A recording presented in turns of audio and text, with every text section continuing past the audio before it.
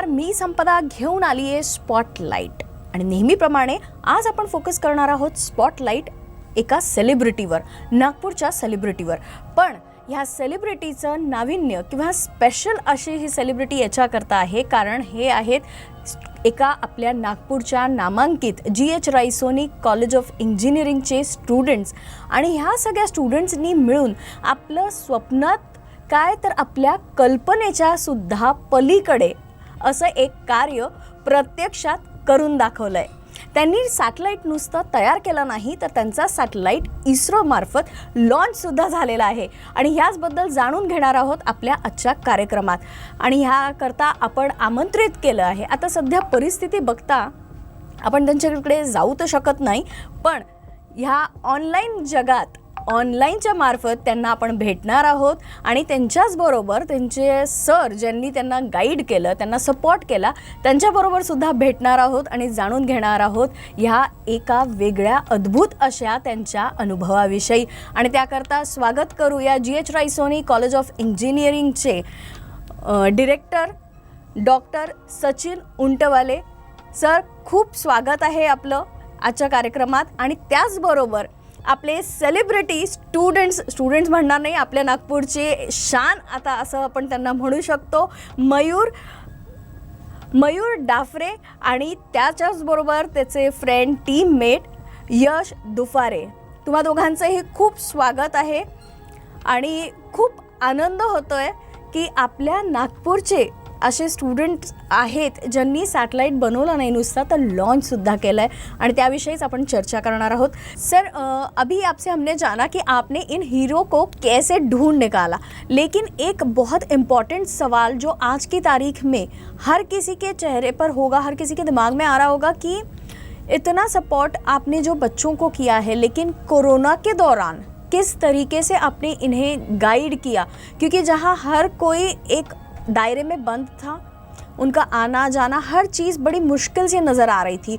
और इसी दौरान ये सैटेलाइट भी लॉन्च हुआ है और इसकी तैयारी भी आपने काफ़ी करी है. तो कोरोना के दौरान आपने कैसे गाइड किया इतने बड़े प्रोजेक्ट के लिए? सही कहा संपदा. देखिए, इस कोविड-19 महामारी के दौरान हम बिल्कुल डिस्टर्ब नहीं हुए. हमने कभी भी हिम्मत नहीं हारी और अपने शिक्षण प्रक्रिया को ऑनलाइन जारी रखा. हमने वर्चुअल मोड के माध्यम से सभी असाइनमेंट्स, एग्जामिनेशन सब ऑर्गेनाइज की. मुझे आपको बताते हुए बहुत खुशी है कि JHRC एकमात्र ऐसा कॉलेज था जिसने अंतिम वर्ष के परिणामों को शेड्यूल पे घोषित किया. एग्जाम्स हमने ऑनलाइन ली, पासिंग सर्टिफिकेट्स हमने इशू किए. इसका फायदा ये हुआ कि जो डिफरेंट कंपनीज ने सिलेक्शन करके रखे थे कैंपस प्लेसमेंट के लिए भी, कॉलेज JHRC में बहुत कंपनीज आती हैं, ऑलमोस्ट 100% प्लेसमेंट होता है. तो प्लेसमेंट की जितनी कंपनियां थी जिनको जरूरत थी मैनपावर की, भले ही उनने ऑनलाइन चालू कराया बच्चों को, लेकिन they allowed permitted the students of this college to join the jobs that they have been selected. Great. मतलब आपने अपने स्टूडेंट्स का कहीं कोई नुकसान नहीं होने दिया. भले ही इतने संकट आए हैं, लेकिन आपने पूरी कोशिश की और उसमें सफलता भी हासिल की है. जी हाँ, सिर्फ स्टूडेंट्स ही नहीं, हमने फैकल्टी को भी, आप विश्वास नहीं करेंगे, 100 IIT और NIT के फैकल्टीज को हमने पूल बनाया, उनसे रिक्वेस्ट की और रोज एक न एक IIT या NIT के प्रोफेसर से हमने फैकल्टी ट्रेनिंग कराया. सब्सिक्वेंटली बेनिफिशियरीज तो स्टूडेंट्स ही जाने वाले हैं. हम अगर फैकल्टी को एम्पावर करेंगे, हमारे पास वक्त था, ऑनलाइन एजुकेशन था, सब घर पे थे, ऑनलाइन कनेक्ट करके हमने 100 से 150 लेक्चर्स फॉर फैकल्टी कोर्सेज करवाए हैं सभी ब्रांचों, mechanical, civil, artificial intelligence, data science, हर एक फील्ड में. एक्सपर्ट पकड़े IIT के, उनको रिक्वेस्ट की, रिसोर्स पर्सन लेके हमने सारी फैकल्टी को ट्रेन किया. अभी उसके बाद में क्लासेस चालू थी, तो अल्टीमेटली फिर स्टूडेंट्स भी उसका बेनिफिट ही हो. फाइनल बेनिफिशियरीज तो हमेशा स्टूडेंट्स ही रहेंगे, सब्सिक्वेंट बेनिफिशियरी स्टूडेंट्स ही रहेंगे.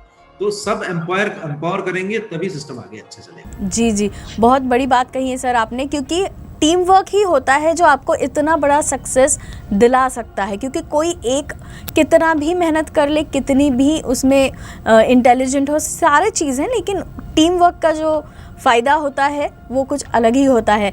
अब आप दोनों से जानना चाहूँगी जाते जाते कि आपके फ्यूचर प्लान्स क्या है. आपने इतना अच्छा सैटेलाइट बनाया, लॉन्च किया है, तो जाहिर है आपका हौसला भी काफ़ी बड़ा होगा. तो इसमें आपके फ्यूचर प्लान्स भी काफ़ी अच्छे होंगे, तो उसके बारे में जानना चाहूँगी आपसे. या तो हमारे बेसिकली फ्यूचर्स प्लान के बारे में अगर डिस्कस किए करें तो अभी तो हमारा जो मिशन से जो हमने डिसाइड किया था वो बेसिकली कंप्लीट हो चुका है।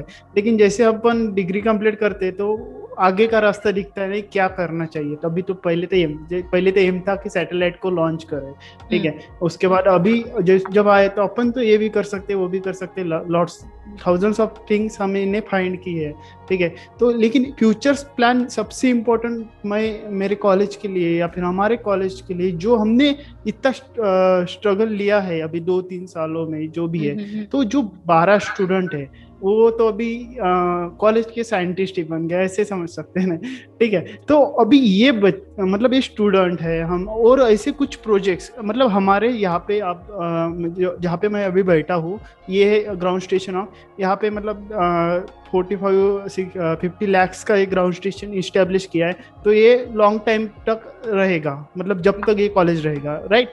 तो यहाँ पे हमारे सबसे पहला प्लान है कि जो भी अभी जैसे हमने ये हमारा जो स्टार्ट है, लेकिन इसके बाद जो भी बच्चा आएगा तो ये एक सैटेलाइट्स का एक क्लब बनेगा इस कॉलेजेस में, जहाँ पे जिन्होंने ट्रेनिंग्स ली है जैसे अपने सेरेबिया से और जो ग्रेजुएट सर्टिफिकेशन ट्रेनिंग लिए है हमने सभी चीज़ों के, तो वो आगे डिलीवर करना सबसे इम्पोर्टेंट बात होती जाती है जो भी हमारे पास इंफॉर्मेशन है। क्योंकि आगे जाके जो माइंड्स आए, नए नए माइंड्स आए, उनको हम जो इंफॉर्मेशन डिलीवर करें उनसे उनके आइडिया डाल के और आगे मतलब कुछ नया और इम्प्लीमेंट।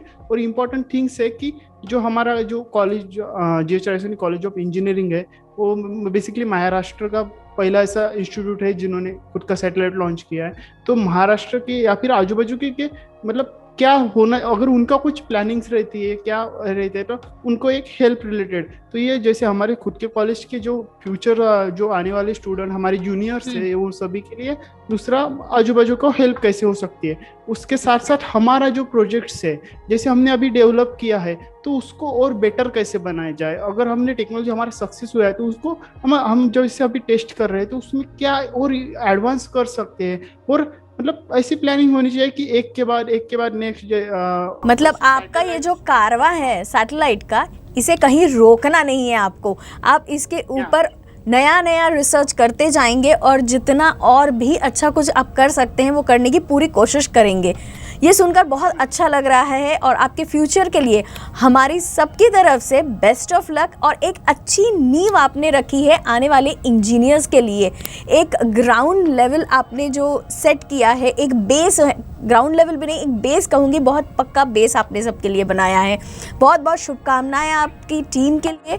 और सर आपसे, क्योंकि देखिए बच्चों के सपने बहुत बड़े होते हैं, उनकी इमेजिनेशंस की कोई लिमिट नहीं होती है, लेकिन जब आप जैसे गुरुतुल्य लोग उन्हें मिलते हैं तब जाकर ये सपने हकीकत में वो सफल कर पाते हैं। तो आपसे कोई एक मैसेज अगर आप देना चाहें हमारे व्यूअर्स के लिए। जी हाँ, सबसे पहले तो ये बोलूँगा कि गुरु वही बन सकता है जो अपने शिष्यों को काबिल बना सके जी, सबसे पहली बात।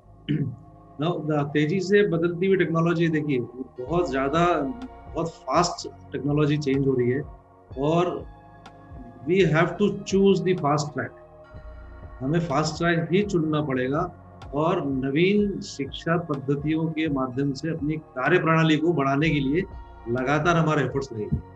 सो जैसे जैसे देखिए एकेडमिक फ्लेक्सिबिलिटी जो चीज होती है, एक शब्द होता है एजुकेशन में, हमारे पास ऑटोनॉमी है, जैसे GHRCS autonomous institution.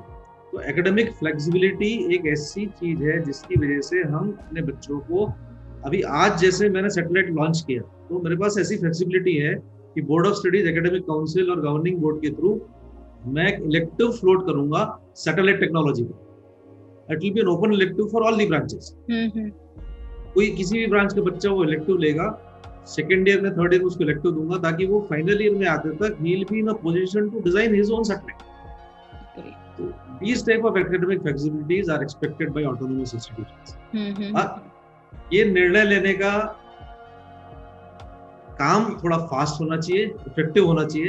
Academic planning और लेटेस्ट और इनोवेटिव एजुकेशन, यही हमारा एकमात्र उद्देश्य। जितना लेटेस्ट हो सके।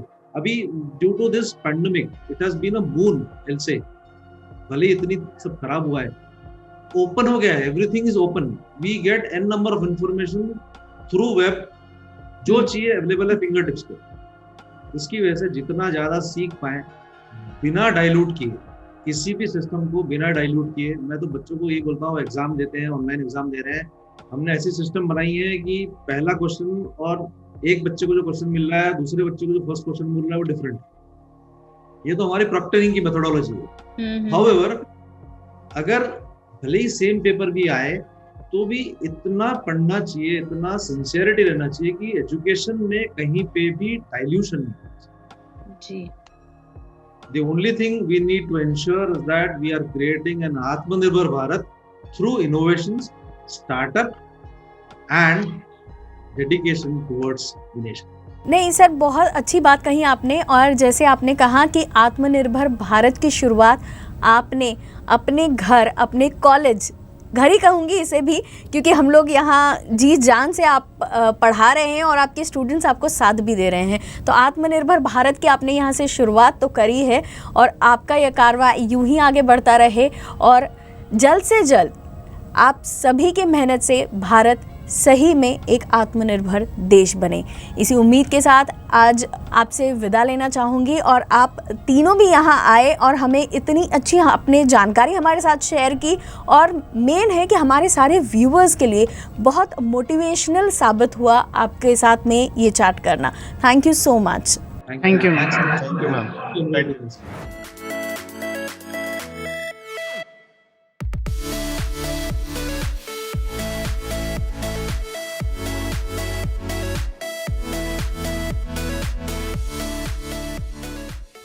Sponsored by Avni Associates, Builders and Developers, NMRDA/RL sanctioned layout.